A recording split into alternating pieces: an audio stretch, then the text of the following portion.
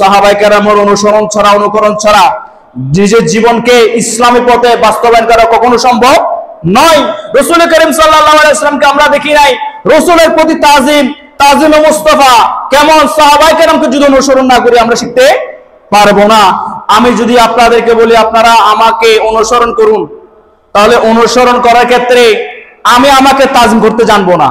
তাজিম আপনারা আমাকে করেছেন, ছোটরা দেখেছে, ছোটরা আপনাদের দেখে আমার প্রতি তাজিম শিখেছে, ওনাদের থেকে ওনারা দেখেছে। এভাবে তাজিম করার একটা ধারাবাহিক সিলসিলা আছে। এই মুরব্বী নিজেকে নিজে কখনো তাজিম সম্মান করতে জানবেন? নিজেকে নিজে সবসময় আমরা ছুটি বলে দাবি করি, গুনাহগার বলে দাবি করি, নিজেকে নিরহংকার মনে করে একেবারে আল্লাহর সৃষ্টির সবচেয়ে নগণ্য গুনাহগার বান্দা হিসেবে আমরা নিজেকে উপস্থাপন করে থাকি, ঠিক কি না? আমরা কেউ বলতে পারি না আমরা শ্রেষ্ঠ, আমি বড়। বড়ত্ব একমাত্র অহংকার করে বলেন যে আমার আল্লাহ। সেজন্য আমরা বলি আল্লাহু আকবার, আল্লাহ মহান। আল্লাহর বড়ত্বের স্লোগান আমরা দিয়ে থাকি আল্লাহ মহান। আল্লাহ ছাড়া পৃথিবীর জমিনে আমার আল্লাহ নিজে বলেছেন আমি আল্লাহ, আমি হাইয়ুল, আমি কাইয়ুম। আল্লাহ চিরস্থায়ী চিরঞ্জীব, তিনি মহান, তার দয়ার সীমানা সীমাহীন, পরিধি ব্যাপক, যেটা আমরা কল্পনা করতে পারবো না। সেজন্য আল্লাহ পাক রব্বুল আলামিন বড়, আর রাসূল করিম সাল্লাল্লাহু আলাইহি ওয়াসাল্লাম আল্লাহর প্রিয় বান্দা ও রাসূল, তিনি কখনো নিজেকে সম্মান তাজিম নিজে করেন নাই। সাহাবায়ে কেরাম ওনাকে তাজিম করেছেন, সম্মান করেছেন, সালাম দিয়েছেন, বসা থেকে দাঁড়িয়ে গিয়েছেন। রাসূল করিম সাল্লাল্লাহু আলাইহি ওয়াসাল্লামের কথা বলেছেন ইয়া রাসূলুল্লাহ ফিদাকা আবি ওয়া উম্মি, আমার মা এবং বাবা আপনার কদম তলে কুরবান। ইয়া রাসূলুল্লাহ আপনি যদি বলেন আমরা আপনার জন্য সাগর লাভ দেব, আপনার জন্য আমাদের জান দিয়ে দেব।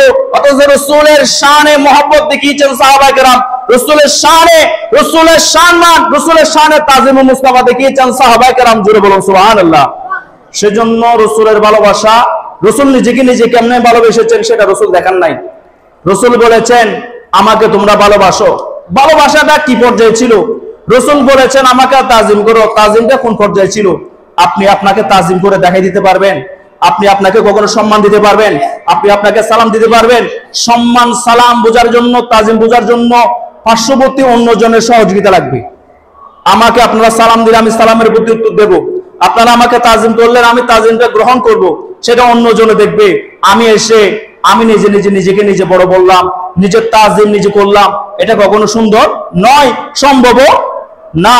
সেজন্য সাহাবায়ে কেরাম রাসূল করিম সাল্লাল্লাহু আলাইহি ওয়াসাল্লামকে অনুসরণ করেছেন, ভালোবেসেছেন। আমার রাসূল বলেছেন আমাকে ভালোবাসো যতক্ষণ না হাত্তা কুনা হাব্বা ইলাইহি মিন ওয়ালিদিহি ওয়া ওয়ালাদিহি ওয়ান নাস আজমাইন।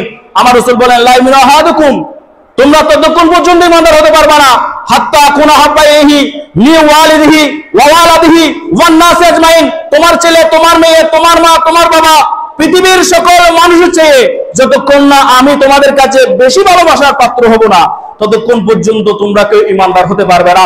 জোরে বলুন সুবহানাল্লাহ।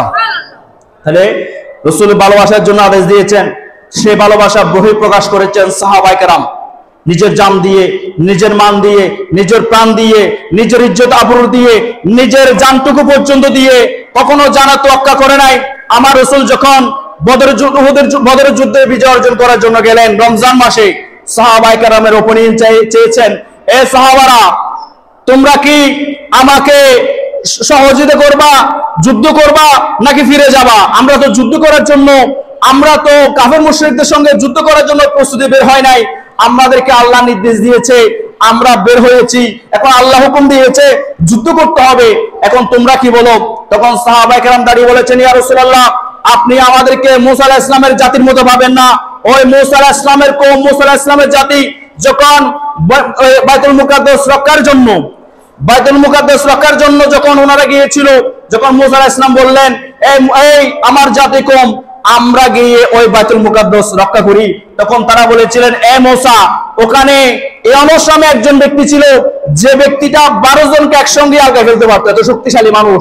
এরকম ব্যক্তিকে আমরা দেখেছি, অসংখ্য ইউনুসের মতো মানুষ ওখানে আছে। তো আমরা ওখানে গিয়ে যুদ্ধ করে আমরা কখনো বিজয় অর্জন করতে পারবো না। একটা কাজ করো, তুমি এবং তোমার আল্লাহ মিলে ওই বাইতুল মুকাদ্দাস রক্ষা করো, আমরা এখানে আছি। জোরে বলুন নাউজুবিল্লাহ। আর আমার রাসূলের সাহাবায়ে কেরাম বললেন ইয়া রাসূলুল্লাহ আমাদেরকে মুসা আলাইহিস সালামের জাতির মতো পাবেন না। আপনি যদি বলেন আপনার জন্য আমরা সাগরে নামে নেমে যাব, আপনি যদি বলেন ঘোড়াতে ওঠার জন্য আমরা ঘোড়াতে উঠবো, আপনি যদি বলেন ঘোড়া থেকে নামার জন্য ঘোড়া থেকে নামবো, ইয়া রাসূলুল্লাহ ফিদাকা আবি ওয়া আম্মি, আমার মা বাবা আমি নিজে আপনার কদম তলে কুরবান হয়ে যাব। জোরে বলুন সুবহানাল্লাহ।